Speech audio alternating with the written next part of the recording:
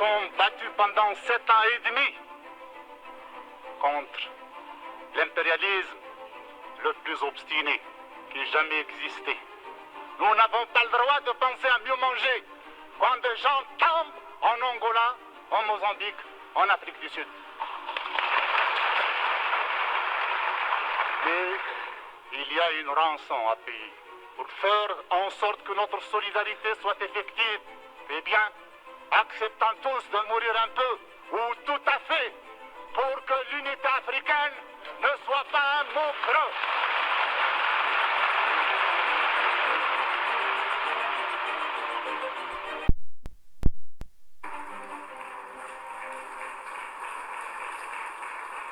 J'ai eu déjà l'occasion de le dire à certains amis communistes qui sont ici. Je voudrais parler très franchement. Pour nous, il est essentiel qu'on nous laisse notre Allah. Et nous sommes prêts à aller plus vite que n'importe quelle révolution socialiste.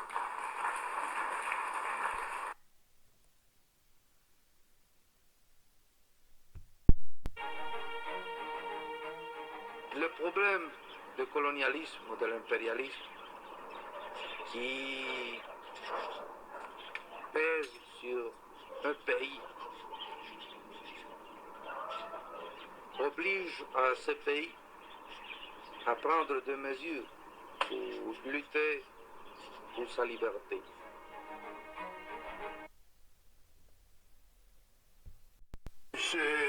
Avant de répondre à votre question, j'ai les copains qui sont discutés sur la souveraineté par rapport aussi surtout les actes qui ont été commis par l'armée française et certaines organisations sur place. Vous voyez, la charte de l'impérialisme nous dit dans l'article 28, les dirigeants des puissances occidentales ne peuvent être poursuivis, arrêtés, ni incarcérés par les cours et les tribunaux de l'ONU, même s'ils commettent des crimes de guerre, des génocides ou des crimes contre l'humanité. Ceci nous interpelle tout simplement de le savoir. Voilà pourquoi il n'y a jamais eu un débat au niveau des Nations Unies pour condamner les exactions qui ont été faites, perpétrées dans les États, surtout africains du tiers-monde.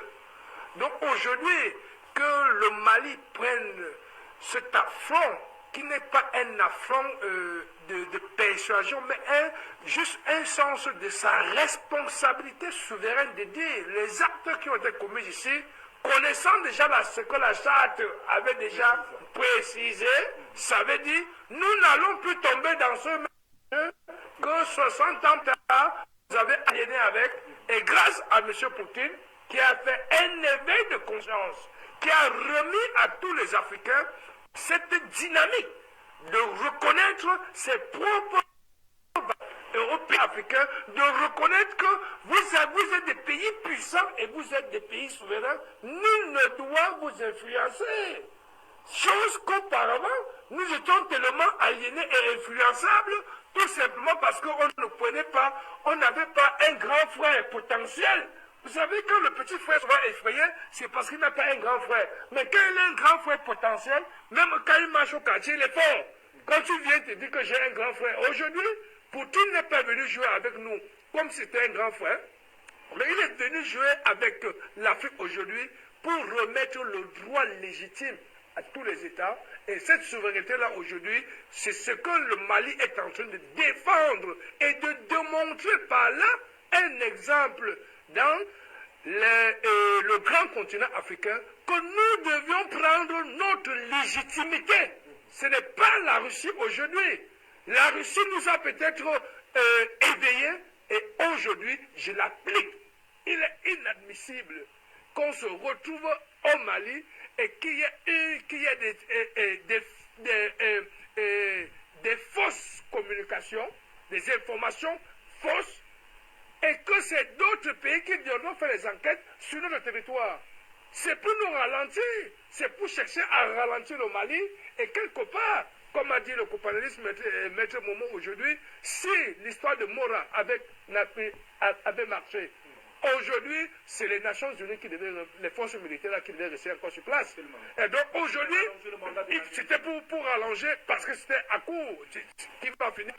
Aujourd'hui, ils disent non, il faut quelque part une enquête. Cette enquête, un État souverain a le droit et la responsabilité morale, intellectuelle, juridique de pouvoir mener une enquête parce qu'il y a une exaction sur son terrain.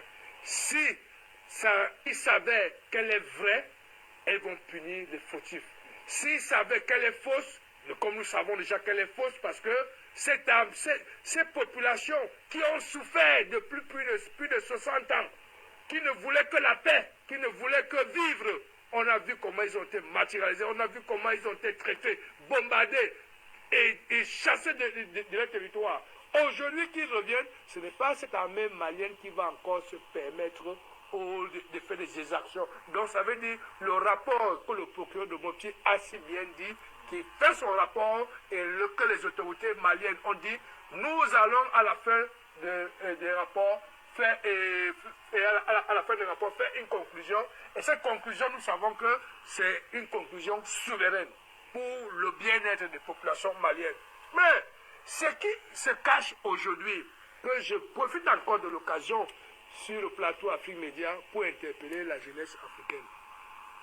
Chère jeunesse, telle que vous êtes scotchés devant vos télévisions, vous nous regardez, les aînés, nous sommes là, ça fait une décennie, pour vous éveiller la conscience, pour vous édifier.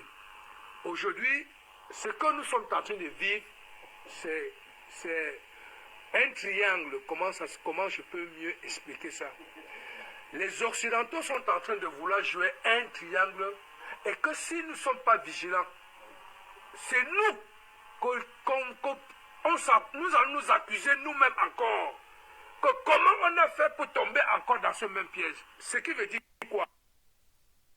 Les Français inscrits sur le terrain, depuis 9 ans, ils avaient une base où tous les armes qu'ils fournissaient aux terroristes, c'était dans la ville de Mora. L'armée malienne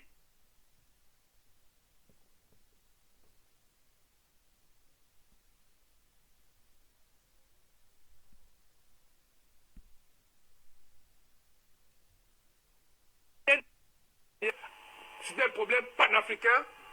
Finalement, les populations nous avons eu raison. L'armée balkane française, elle se retire. Mais en se retirant, c'est tout simplement parce que nous avions donné ce soutien moral-là, politique, au gouvernement de faire appel à un pays voisin et que ce grand pays qui est arrivé, ce qui était la Russie, l'armée française nous dit si le Mali appelle un pays étranger pour s'aimer, pour faire une relation, elle se retire. Quel chantage! Je vous interpelle, chère jeunesse panafricaine. Mais nous n'avions pas obtempéré. Le Mali est allé tout droit faire venir cette Russie. C'est la Russie qui nous donne les armes aujourd'hui. Ces armes-là, ce n'est pas fait pour tuer les populations maliennes, c'est pour tuer les terroristes qu'eux-mêmes ils ont fabriqués. Voici où le triangle que je vous explique, que vous devez mieux comprendre. Arrivé dans Mora, on se rend compte que c'est une réunion des chefs terroristes qui veulent encore revenir dans le Mali terrorisé sur l'anecdote dont la France, par M. Jean-Yves Le Drian, disait quand la France sortira du Mali, il n'y aura qu'un désastre. Donc, le désastre était préparé. Parce qu'on dit bien, l'interprétation des mots que l'Occident, ce grand empire, l'action. Le Mali qui a pris les taureaux par les cornes, atterri sur les renseignements grâce au matériel militaire, vient d'éliminer presque 240 terroristes. Aujourd'hui, c'est la France là qui est en train de revenir pour dire il faut des enquêtes parce qu'on a fait des actions sur les populations civiles. Les populations civiles avaient une arme, n'est plus une population civile. Quand tu détiens une arme en ce champ de guerre, en ce champ, dans le désert, tu as une arme. champ de combat, ça veut dire que tu n'es qu'un terroriste. Donc l'armée malienne n'a que fait que du bon boulot. Et c'est là où le vrai triangle sort. C'est les Nations Unies qui reviennent maintenant pour dire il faut qu'on aille sur le terrain. Cherchez quoi sur le terrain quand nous avons vu qu'il y a eu des morts au Mali. Tu n'es pas les terroristes, tu n'es pas l'armée française. Il n'y a jamais eu d'enquête. Donc aujourd'hui, chère jeunesse panafricaine, nous devons nous ranger tous debout comme un seul homme pour la souveraineté totale de l'Afrique. Ce n'est pas seulement le Mali, parce que ce combat que nous menons aujourd'hui, le combat du Mali est devenu un combat panafricain. Dieu a voulu que ça commence par le Mali, par la Centrafrique, et le Mali, aujourd'hui, a pris toute la souveraineté totale qu'il faut, M. Ndom. Aujourd'hui, nous pouvons aujourd'hui en être fiers que tout ce que nous sommes en train de dire sur ce plateau est grâce à ces patriarches que je ne manquerai toujours pas de remercier, le patriarche M. Obiang de la Guinée équatoriale et de son excellence M. Paul Biya, qui ont compris la quintessence d'apporter un outil, un instrument en acceptant la chaîne Afrique Média qui est en train d'être 24 sur 24 sur les plateaux d'une fils africain pour combattre l'impérialisme qui nous a démontré comme quoi la règle de la démocratie elle est universelle et elle-même elle n'applique pas cette démocratie envers ces pays, mais nous devons l'appliquer. Nous disons non parce que nous le savons tous depuis près de 60 ans que l'Afrique a reçu cette indépendance dans le précaré français. Pays, nous avons eu près de 25 chefs d'État qui sont assassinés. Aujourd'hui, nous ne pourrons plus jamais encore accepter, tout simplement parce qu'ils sont assassinés. Il y avait des barbouzes sur le territoire africain. Ces barbouzes, c'est les Nations Unies qui envoient par les forces par les forces militaires, la MINUSCA, la MONUSCO, la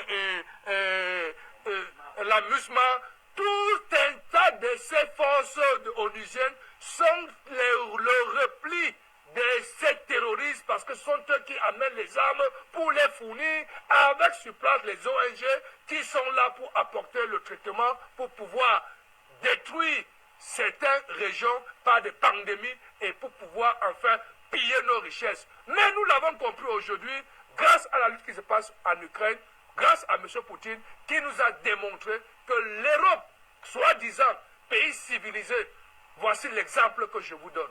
C'est partager avec vous, échanger avec vous, faire des deals gagnant-gagnant parce que les Africains, nous en avons besoin, nous avons été aliénés. Donc aujourd'hui, ce qui se passe dans ce que le procureur de Mopti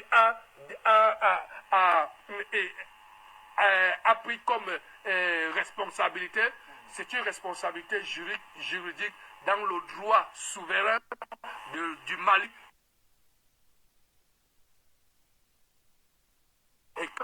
Aujourd'hui, l'Afrique, nous sommes prêts à nous retirer parce qu'après 70 ans, les Nations Unies ont vieilli. Le monde a changé. Et le nouveau monde qui est en train de se dessiner aujourd'hui, c'est nous les Africains qui allons faire tomber toutes ces institutions qui sont vouées tout simplement pour détruire et sous-développer et l'insécuriser l'Afrique. Donc aujourd'hui, nous sommes très contents que la souveraineté totale du Mali soit appliquée à tous les niveaux et nous en sommes fiers. Merci à vous. Allez, en dernier.